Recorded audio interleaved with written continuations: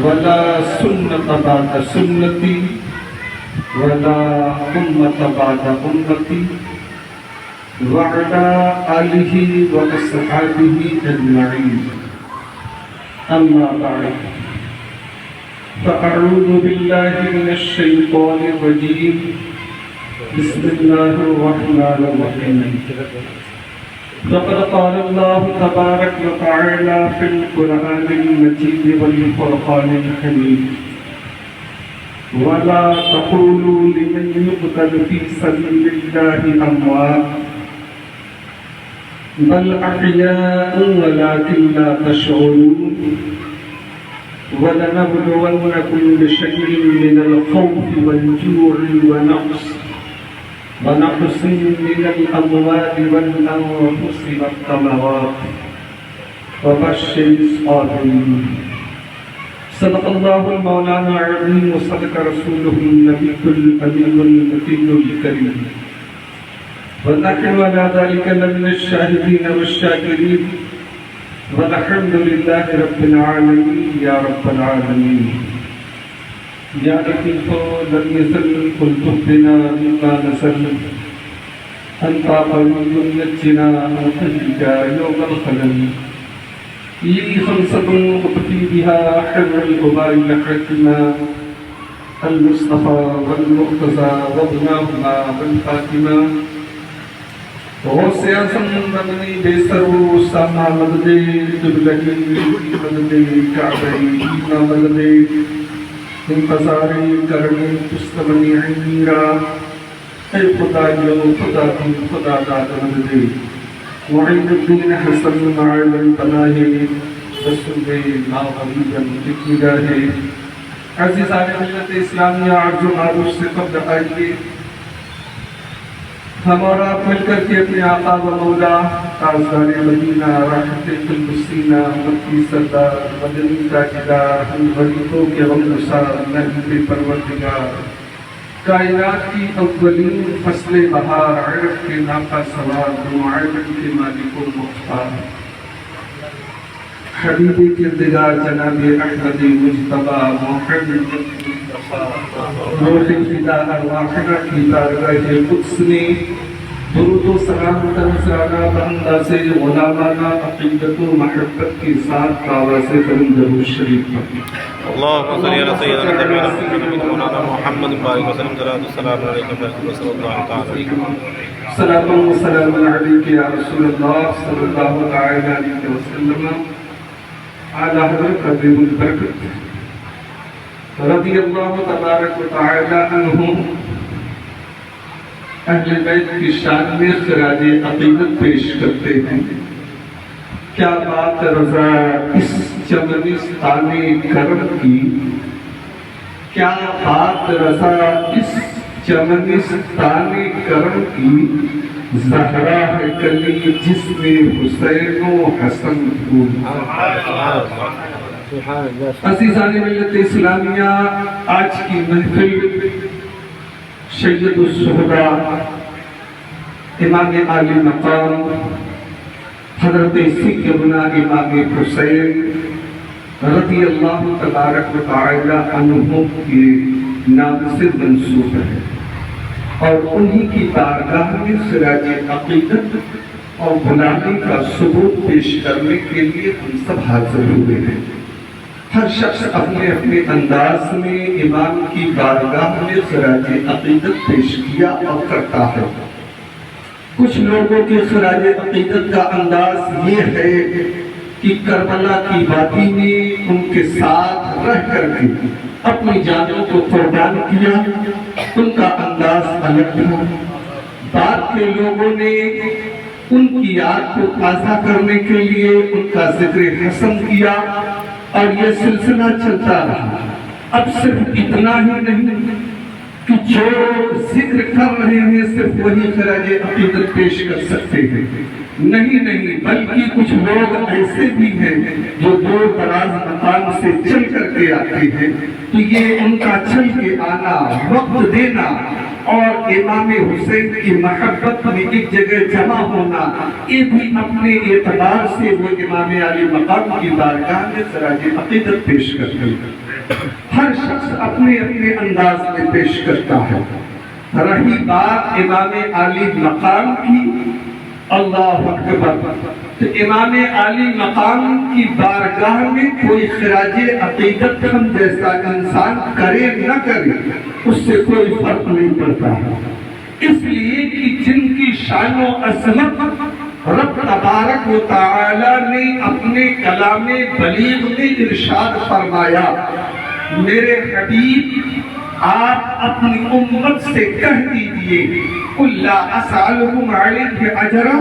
إِلَّا الْمَوَدَّةَ فِي الْقُرْبَى، تو یہ مودت فی القربہ میں قریبی رشتہ داروں میں امام حسن بھی آتے ہیں، امام حسین بھی آتے ہیں، تو اس سے پتہ چلا کہ ان سے محبت اللہ تبارک و تعالی بھی فرماتا ہے۔ اور کیوں نہ ہو، مصطفیٰ جان رحمت صلی اللہ علیہ وسلم نے دعا مانگی تھی، اے میرے مولا، میرے دونوں بیٹے حسن و حسین ہیں، مولا میں ان سے محبت کرتا ہوں، تو بھی ان سے محبت فرما، اور جو ان سے محبت کرے اس سے بھی تو محبت فرما۔ تو پتہ چلا کہ یہ انتخاب بارگاہ مصطفیٰ بھی ہے، مصطفیٰ جان رحمت نے بھی چنا ہے، صرف آل و اولاد ہی نہیں ہے بلکہ مصطفیٰ کی بارگاہ کے مقبول بھی ہیں۔ سبحان اللہ، سبحان اللہ، مصطفیٰ کی بارگاہ کے مقبول بھی، اور ایسے مقبول۔ ترمذی شریف آپ اٹھائیے، باب المناقب جلد دویم کو آپ پڑھیے، امام علی مقام رضی اللہ تبارک و تعالی عنہ کی شان و عظمت میرے مصطفیٰ کو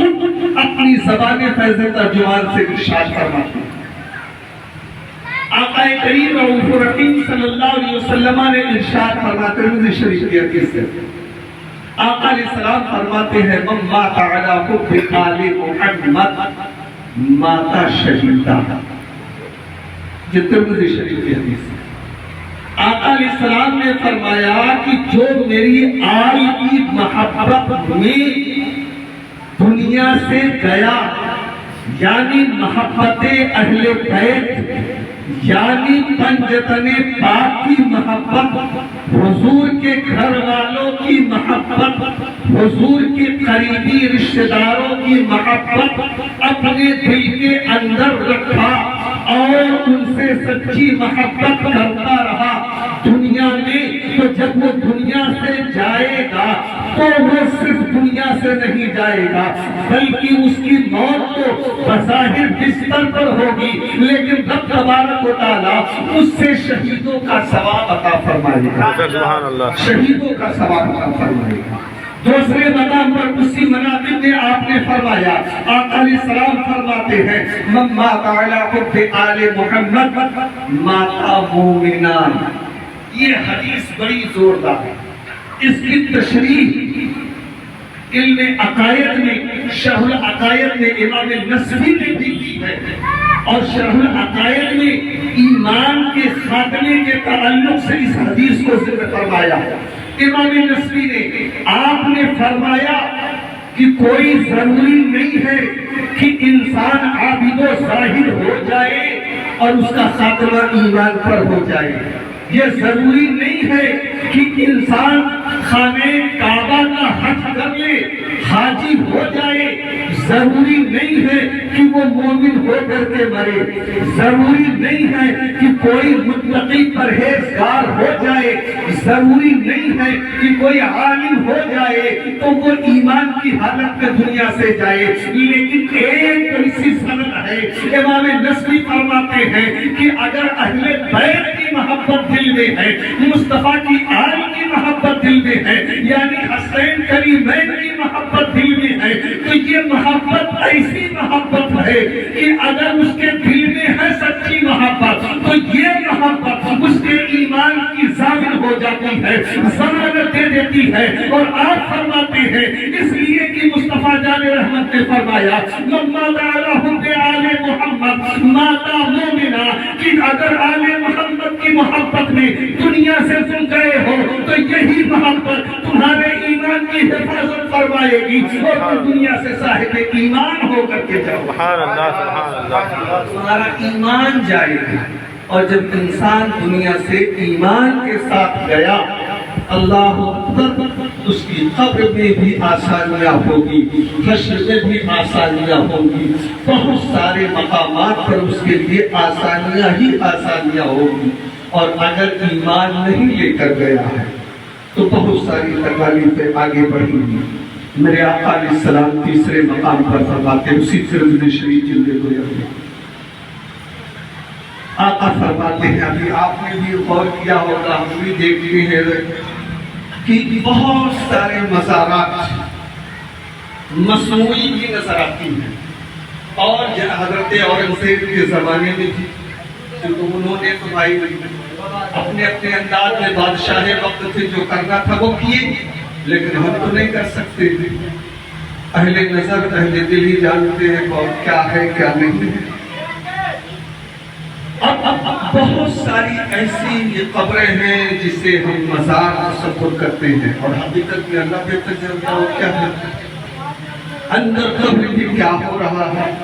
وہ صاحب کیسے ہیں. لیکن چند لوگوں نے کہہ دیا یہ بزرگ ہے, ہم نے مان لیا بزرگ ہے, پھر ان کے دامن سے وابستہ ہونے کی کوشش کرتے ہیں, اسے فیض دینے کی کوشش کرتے ہیں, ان کی قبر کو ہم مزار تصور کرتے ہیں. لیکن میرے آقا علیہ السلام فرماتے ہیں, اسی ترمذی شریف میں حدیث بات ہے, میرے آقا فرماتے ہیں من مات علی حب محمد, جو شخص میری آل کی محبت میں مرتا ہے, اہل بیت کی محبت میں مرتا ہے, اس کے تعلق سے آقا فرماتے ہیں کہ جعل اللہ قبرہ مزارا للملائکۃ الرحمۃ, اللہ تبارک و تعالیٰ ایسے بندے مومن جس کے دل میں میرے آل پاک کی محبت ہوتی ہے, یعنی امام حسن مصطفیٰ کی محبت ہوتی ہے, یعنی شہید کربلا کی محبت ہوتی ہے, اگر وہ دنیا سے اسی محبت کے ساتھ گیا ہے تو اللہ تبارک و تعالیٰ اس کی قبر کو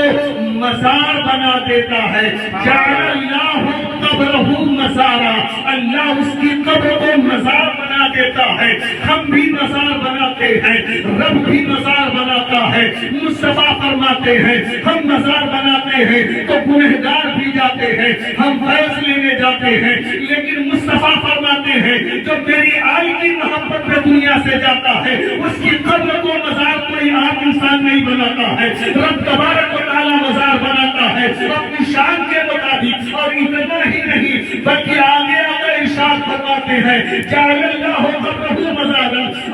جعل اللہ قبرہ مزارا للرحمۃ الملائکہ, یعنی رحمت کے فرشتے ان کی قبر پر موجود رہا کرتے ہیں. تو پتہ چل گیا کہ اگر مصطفیٰ جان رحمت کی محبت ہو, آل مصطفیٰ کی محبت دل میں ہو, تو رب تبارک و تعالیٰ اس کی قبر پر رحمت کی بارش بھی فرماتا ہے اور رحمت کے فرشتوں کا نزول بھی ہوا. سبحان اللہ سبحان اللہ. عزیزان ملت اسلامیہ, پتہ چلا کہ یہ وہی آل مصطفیٰ ہے, یہ وہی آل رسول ہے, یہ وہی آل محمد صلی اللہ علیہ وسلم ہے جسے ہم امام حسن کہتے ہیں, امام حسین کہتے ہیں, امام محسن کہتے ہیں, امام زین العابدین کہتے ہیں, امام باقر کہتے ہیں, امام جعفر کہتے ہیں. یہ وہی ذات قدسیہ ہے کہ جن کے بارے میں میرے مصطفیٰ نے فرمایا اللہ اکبر, کیا شان و عظمت ہے امام اہل مقام کی, پیدا ہونے کی شان کے ساتھ. اور جب مصطفیٰ جان رحمت نے اپنے دست کرم میں لیا دھرتی بنائی, بڑے غور سے دیکھ کر وہ ساری باتیں آپ حضرات کی دیگر خطبہ سے سماعت کی ہوں گی. مصطفیٰ جان رحمت نے اپنے دست کرم میں لیا تھا اور بڑے غور سے دیکھ رہے تھے. مصطفیٰ جان رحمت اپنے لمحے جگر تھے, نام کی باری آئی, حضرت جبریل آئے, وہ ساری باتیں موجود ہیں. لیکن ایک چیز ضرور ہے کہ لفظ حسن اور لفظ حسین مولا علی شیر خدا کے لخت جگر سے پہلے، مصطفیٰ جان رحمت کے نواسوں سے پہلے تاریخ میں کسی کا نام نہیں ملتا ہے۔ تاریخ میں اس سے پہلے کسی کا نام نہیں ملتا ہے، نہ کسی کا نام حسن ملتا ہے، نہ کسی کا نام حسین ملتا ہے تاریخ میں اس سے پہلے۔ تو پتا چلا کہ رب کے خزانے میں یہ چھپا ہوا خزانہ تھا، اور جب رب نے چاہا کہ اسے ظاہر کیا جائے تو ایک ذات کو حسن کی شکل دے دی، دوسری ذات کو حسین کی شکل دے دی، اور پھر اس خزانے کو ظاہر کر دیا کہ میرے محبوب ان کا نام حسن رکھ دو، ان کا نام حسین رکھ دو۔ اور جب مصطفیٰ جان رحمت کے گھر میں یہ دونوں خزانہ رحمت تشریف لائی ہے تو اس زمانے سے لے کر آج تک ہر گھر میں حسن نظر آئے گا، ہر گھر میں حسین نظر آئے گا، اور صبح قیامت تک یہ رب کے خزانے رحمت سے فیض جاری رہے گا کہ لوگوں کے گھروں میں حسن بھی پیدا ہوں گے، حسین بھی پیدا ہوں گے۔ عزیزان ملت اسلامیہ، پتہ چلا کہ یہ رب کے خزانے میں سے تھا اور چھپا ہوا خزانہ تھا۔ میں ایک حدیث بہت پہلے پڑھا تھا، اکثر خطبہ بھی بیان کرتے ہیں کہ حضور نے کیا، حدیث قدسی ہے کہ اللہ فرماتا ہے تم تو کنزم مخفیہ، میں تو چھپا ہوا خزانہ۔ اللہ فرماتا ہے جب میں چاہا کہ لوگ مجھے پہچانے تو کیا ہوا؟ حضرت محقق اللہ شیخ عبدالحق محدث دہلوی رحمۃ اللہ علیہ مدارک النبوہ کے مقدمے میں ارشاد فرماتے ہیں، شروع سے دیا ہوا ہے، آپ فرماتے ہیں کہ اللہ تبارک و تعالیٰ نے ارادہ کیا کہ میں چھپا ہوا خزانہ کا ظاہر ہوں، مجھے پہچانا جائے، لوگ مجھے پہچانے۔ فخلق محمد صلی اللہ علیہ وسلم، تو اللہ تبارک و تعالیٰ نے حضور کو پیدا کیا، اور اللہ نے کیا فرمایا؟ محمد رسول اللہ۔ اب جب یہ اللہ نے فرمایا تو ایک نور پیدا ہوا، اس نور نے کہا لا الہ الا اللہ۔ حضرت شیخ فرماتے ہیں اصل کلمہ محمد رسول اللہ، اصل کلمہ کیا ہے؟ محمد رسول اللہ۔ تو پتہ کیا چلا کہ رب چھپا ہوا خزانہ تھا، جب ظاہر ہونا چاہا تو اس نے مصطفیٰ کو پیدا کیا، مصطفیٰ دنیا میں آئے اور پھر اپنے نور سے بنایا۔ وہ صاف پڑھ رہے تھے نا مرتبہ سارا زمانہ میرے حسین پہ، اچانک میری تصور میں وہ حدیث یاد آ گئی کہ یہ جو انہوں نے کہا کہ سارا زمانہ حسین کا ہے، تو کون زمانہ حسین کا ہے؟ 1400 صدی سے لے کر ابھی تک، یا اس سے پہلے کا زمانہ حسین کا ہے؟ میں غور کرنے لگا بیٹھا بیٹھا اسی حدیث کو، تم تو کنزل مخفیہ والی، اس پر غور کیا تو رب نے فرمایا میں تو چھپا ہوا خزانہ تھا، اور جب چاہا کہ پہچانا جاؤں تو مصطفیٰ کو پیدا کیا، اس نور کو پیدا کیا، پھر اسی نور سے حضرت آدم کو بھی پیدا کیا، تمام انبیاء کو بھی پیدا کیا، اسی نور سے جنت کو پیدا کیا، اسی نور سے فرشتوں کو پیدا کیا، اسی نور سے آل مصطفیٰ کو بھی پیدا کیا، یعنی حسن و حسین کو بھی پیدا کیا۔ تو میرے ذہن میں وہ عقدہ حل ہو گیا، بڑی کتاب کا وہ شیخ مجھے یاد آ گیا کہ حسین کا سارا زمانہ ہے، وہ کون سا زمانہ ہے؟ وہ زمانہ ہے جب مصطفیٰ اللہ کی سیر کر رہے تھے، مصطفیٰ جب رب کے قرب خاص میں تھے، ان کو کنزل مخفیہ کے بعد جب رب نے فرمایا تھا محمد رسول اللہ، وہ نور ظاہر ہو گیا تھا، رب کا طواف کر رہا تھا، رب کے قرب خاص میں تھا، تو پتہ چل گیا کہ وہ مصطفیٰ کا نور وہاں تھا، اور مصطفیٰ کا نور جب وہاں تھا تو حسین کا بھی نور مصطفیٰ کے نور سے ہے، گویا کہ حسین کا بھی نور مصطفیٰ کے نور کے ساتھ تھا۔ پتہ چل گیا کہ آل مصطفیٰ کا بھی نور وہی تھا، اس لیے بریلوی کے تاجدار نے کہا تھا یا رسول اللہ تیری نسل پاک میں ہے بچہ بچہ نور کا، تمہارے نور کے اثر بھرا کا نور کا۔ نعرہ تکبیر، نعرہ تکبیر،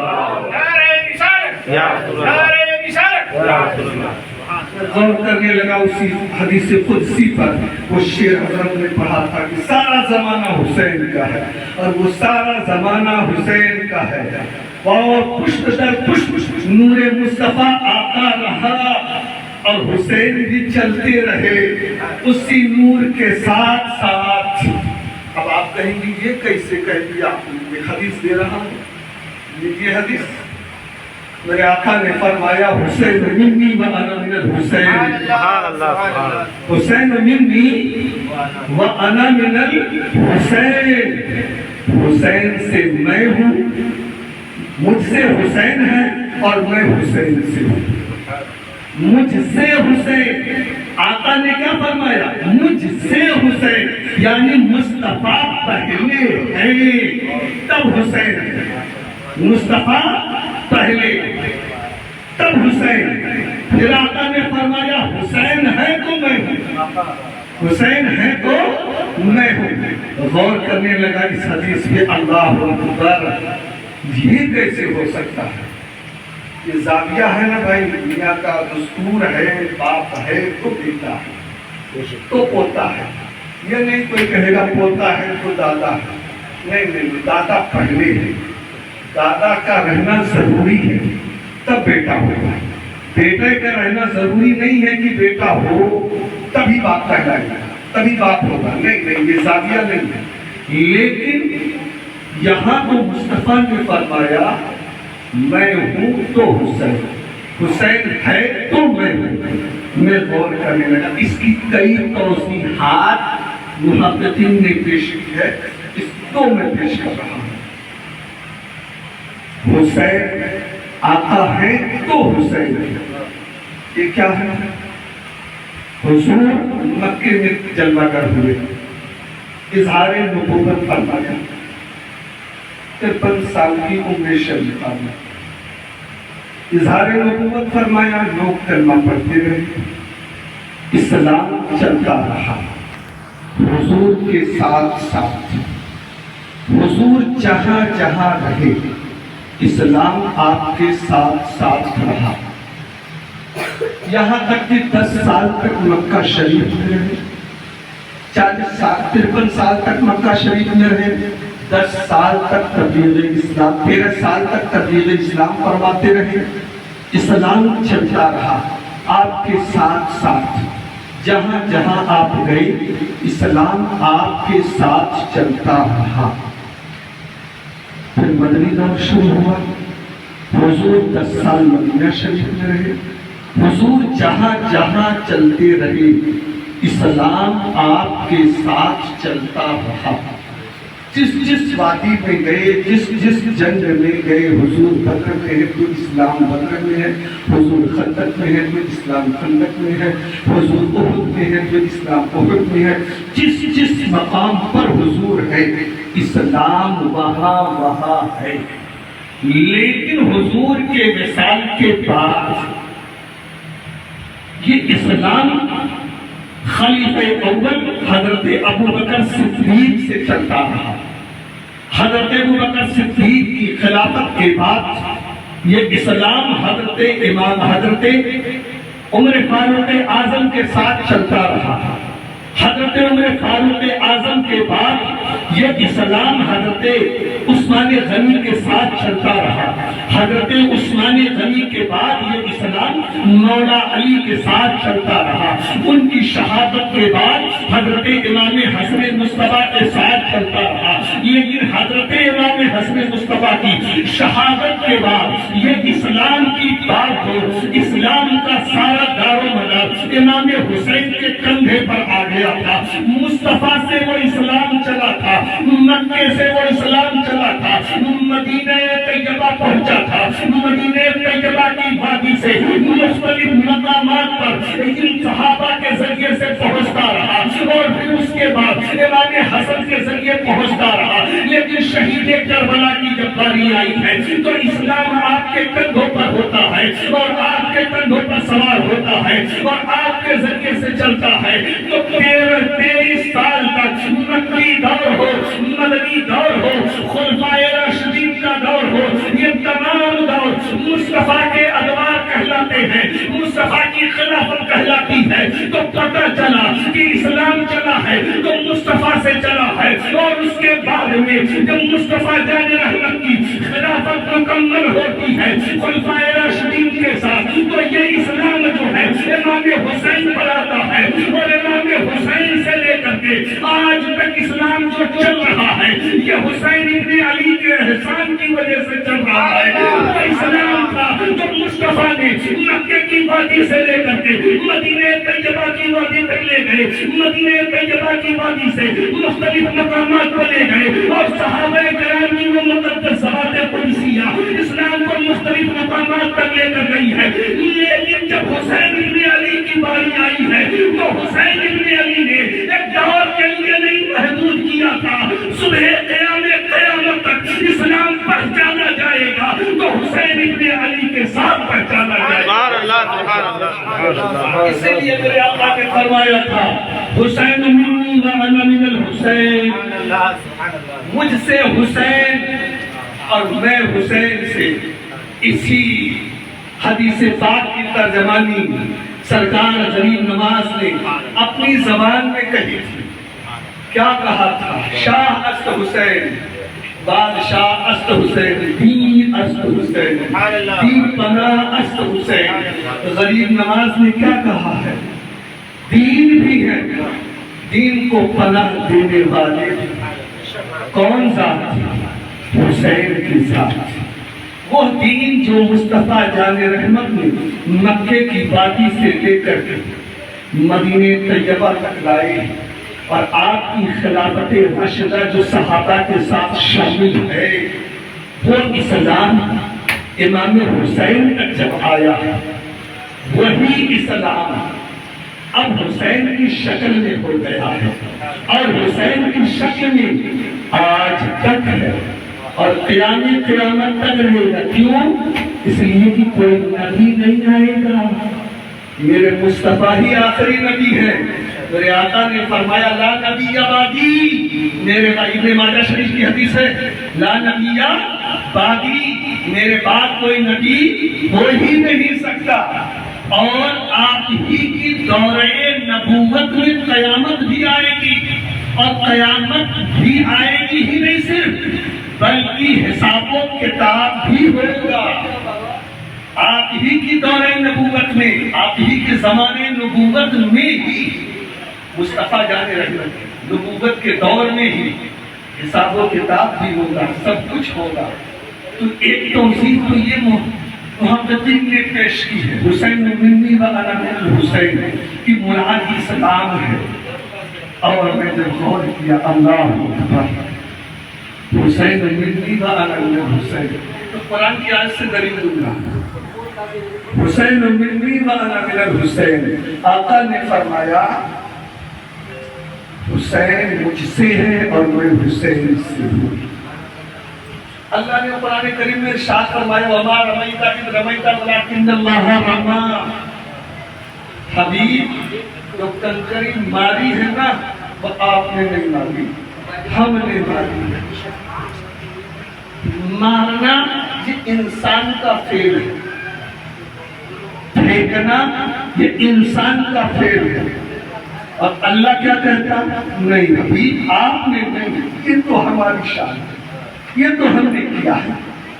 دوسرے مقام پر قرآن کریم میں ید اللہ فوق ایدیہم، اللہ اس سے بعد ہمارے عقائد میں شامل ہے، ہمارے عقیدے میں شامل ہے کہ اللہ کوئی انسانی شکل نہیں ہے۔ اللہ نور السماوات والارض، اللہ صرف نور ہے زمین و آسمان کا، ہم اسے شکل نہیں دے سکتے ہیں۔ لیکن مصطفیٰ جان رحمت کہتے ہیں رأیت ربی فی احسن صورتی، بخاری شریف کی حدیث ہے، میں نے اپنے رب کو اچھی شکل میں دیکھا، اور جب شکل کی بات آتی ہے تو ایک تشبیہ بنتی ہے، ایک خاکہ ذہن میں آتا ہے، ایسا ہو ویسا ہو، ایک تصویر آتی ہے ذہن میں، ہم ادھر نہیں جانا چاہتے ہیں۔ اللہ نے کیا فرمایا ید اللہ فوق ایدیہم،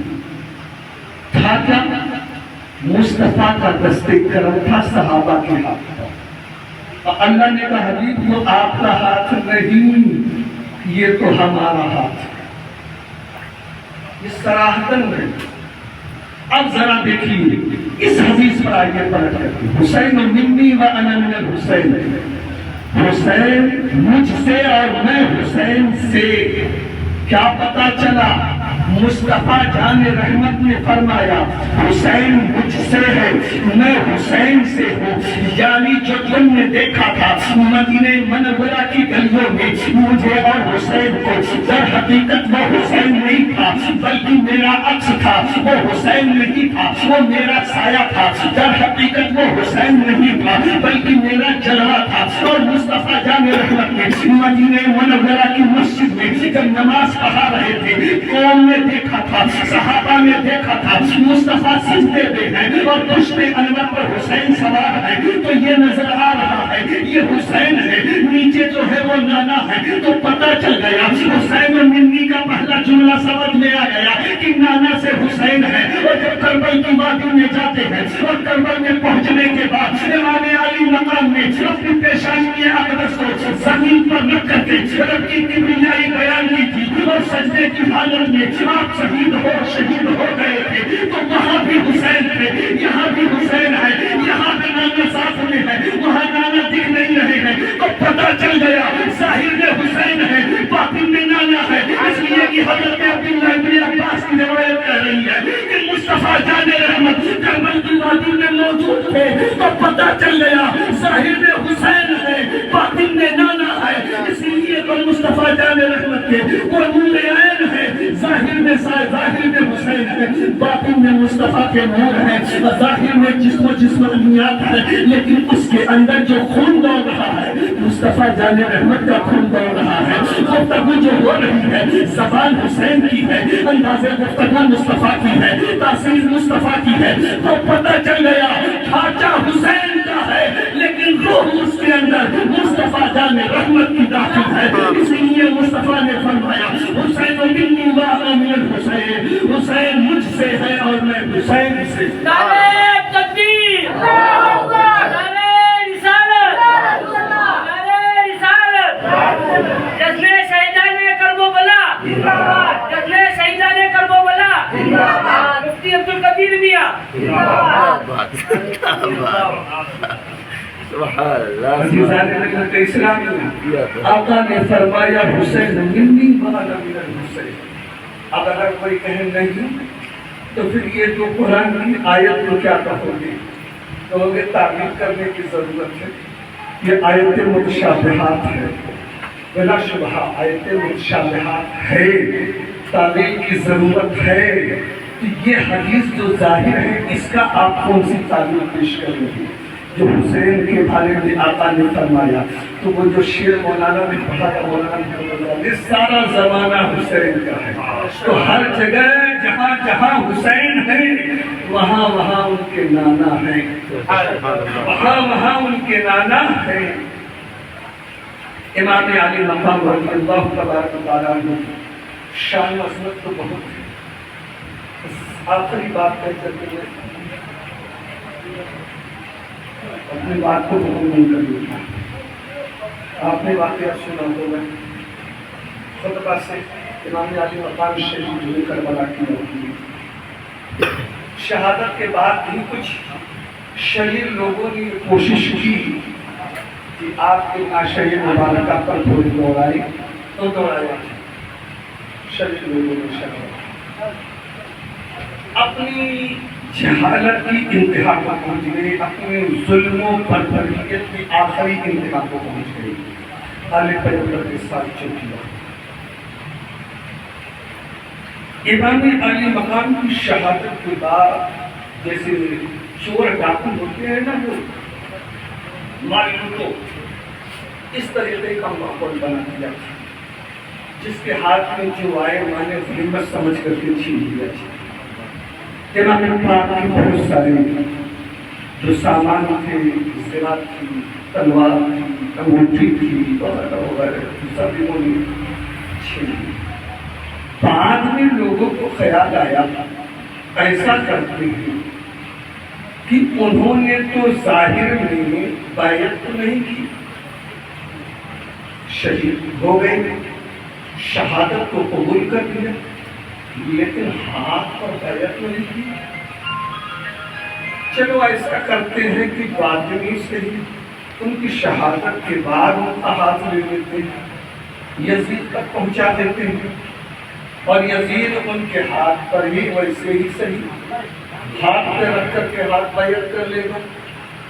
جب تک ظاہری طور پر جسم